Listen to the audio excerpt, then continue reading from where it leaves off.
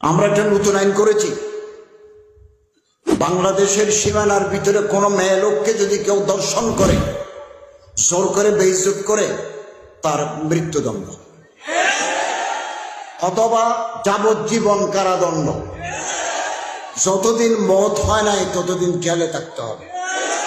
আমরা এর সাথে আরেকটা যোগ করেছি, কোন ছেলেকে নিয়ে, কোন পুরুষকে নিয়ে কেউ যদি জোর করে ওই ছেলের সাথে জেনা করে, তারও মৃত্যুদণ্ড।